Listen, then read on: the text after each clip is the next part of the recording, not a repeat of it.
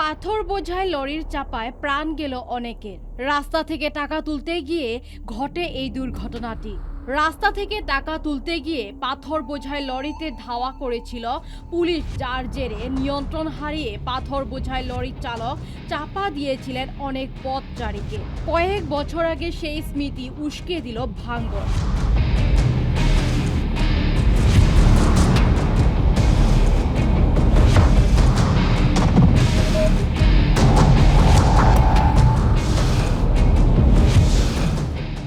এইবার কাঁঠাল বোঝাই পিকআপ ভ্যানকে তাড়া করল উত্তর কাশীপুর থানার পুলিশ।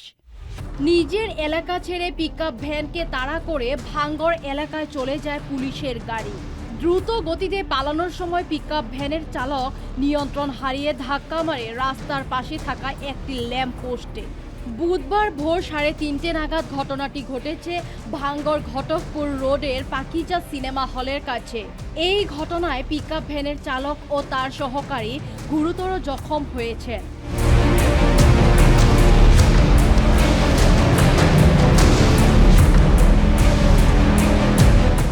বিদ্যুতের পোল ভেঙে তার চিরে গোটা রাস্তার যানবাহন বন্ধ ছিল অনেক বেলা পর্যন্ত। পুলিশের বিরুদ্ধে উঠা অভিযোগ অস্বীকার করেছে উত্তর কাশীপুর থানা।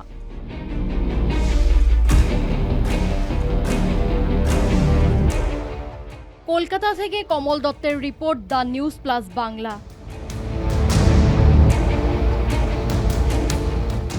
হয়েছিল দাদা সকালবেলা ভোর 3:30 নাগাদ এই কাঁঠালের গাড়িটা কাশীপুর আর কি ব্রিজের ওপার থেকে কাশীপুর থানাতে হয়ে আসছিল।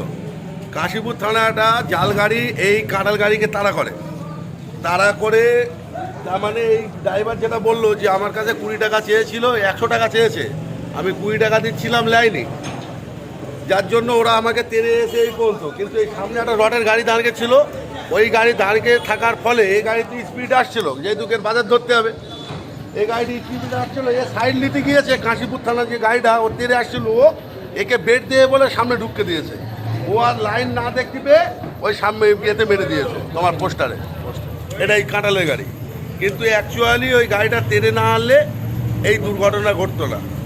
তারপরে আমাদের ভাঙড় থানার ট্রাফিক এরা স্যাংস্যাং সকালবেলা 1 ঘন্টা না হতে হতে সবাই খবর হয়ে সব উঠে এসছে, খুব ভালো কাজ করেছে।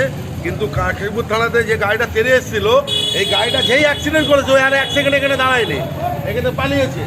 পালিয়ে গিয়ে তো হবে না, এখানে সিসি ক্যামেরা আছে, এই সিসি ক্যামেরা দেখলে সব পাওয়া যাবে। আমরা যেহেতু স্থানীয় এখানে ছিলাম, যেটা দেখেছি সেটাই বলেছি।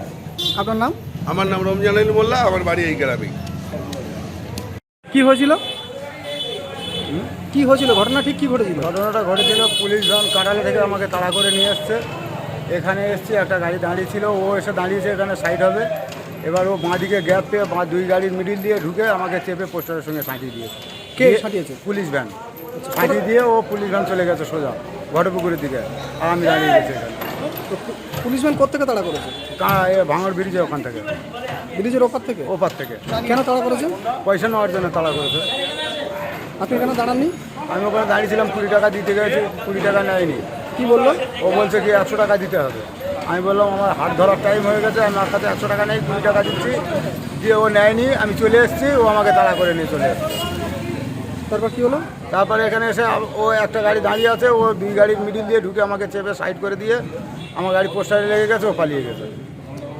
কি নাম আপনার? আমার নাম তরুণ রুই দাস। কোথা থেকে গাড়ি লোড করেছেন? মুর্শিদাবাদ থেকে। কোথায় যাচ্ছিলেন? ঘটপুকুর আলিবাবুর গোলায়। কি ছিল গাড়িতে? কাঁঠাল। গাড়িতে কে কে ছিল? গাড়িতে আমি ছিলাম ড্রাইভার, আর 2টো পার্টি ছিল। আহত হয়েছে কারা? পার্টির লোক, গাড়ি যে পার্টি আছে যার মাল তার সে আহত হয়েছে। যার মাল সে আহত হয়েছে? হ্যাঁ। কোথায় আছে তিনি এখন? তিনি হসপিটালে আছে।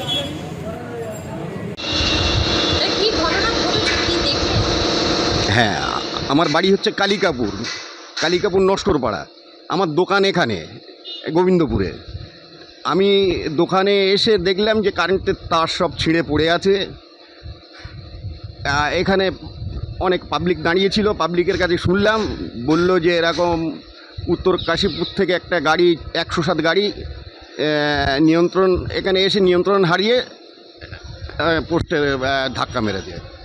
মেরে তারপরে এবার পুলিশ গাড়ি টাড়ি সব এলো, এসে এই পর্যন্ত এই কাজ চলছে এখনও, এই দেখলাম। গাড়ি চালক আর খালাসি আহত। হ্যাঁ, একটু আহত হয়েছে শুনলাম, কারণ এখানে আমি তো ছিলাম না সেই মুহূর্তে, শুনলাম নাকি হসপিটালে নিয়ে গেছে। কোনো রাস্তার সাধারণ যাত্রী কেউ আহত হয়েছে? না, সেরকম কোনো খবর নেই। আপনার নাম? আমার নাম সুভাষ নস্কর।